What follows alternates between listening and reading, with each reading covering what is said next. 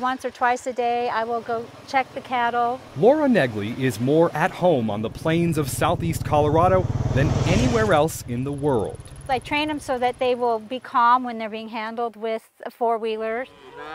She developed a love for animals as a kid on the family farm.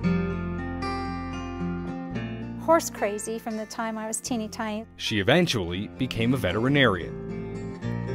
When she and her husband got married and began as a team on his family's land, she had no illusions about how tough the lifestyle was.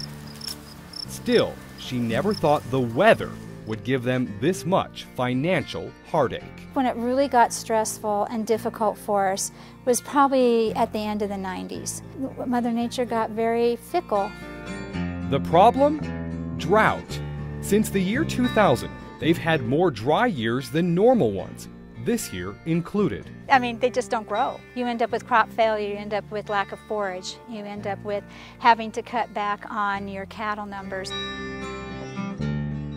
A wildfire destroyed 700 acres, and it cost them an estimated $20,000.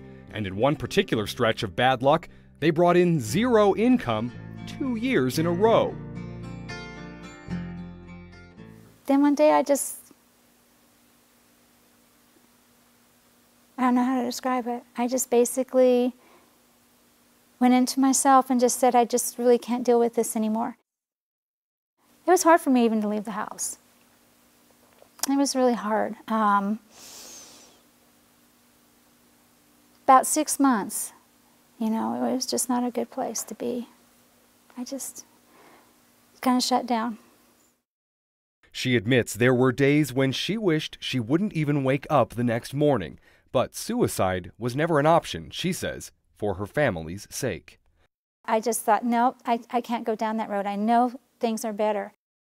Sadly, that's not the conclusion other farmers have reached. A University of Iowa study found that the suicide rate amongst farmers is 2 to 4 times higher than other occupations. And the current farm bill now being deliberated in Congress includes a provision for mental health resources for farmers. None of those things sounded familiar to me. The problem has gotten so bad that some call centers like Colorado Crisis Services have used it as a wake-up call and are now training counselors to better understand the struggles of the modern farmer.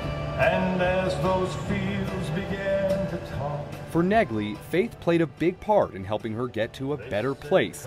But more so, it was her family who noticed changes in her behavior and eventually convinced her to see a counselor. She's now speaking out for one reason alone. I want to help others. So I thought, well, pay it forward. Maybe it's time now for me to put it out there.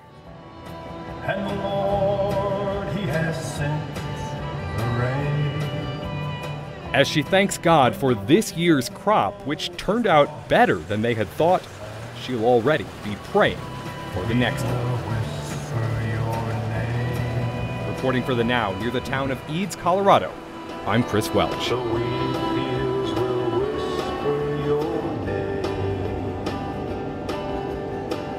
There's something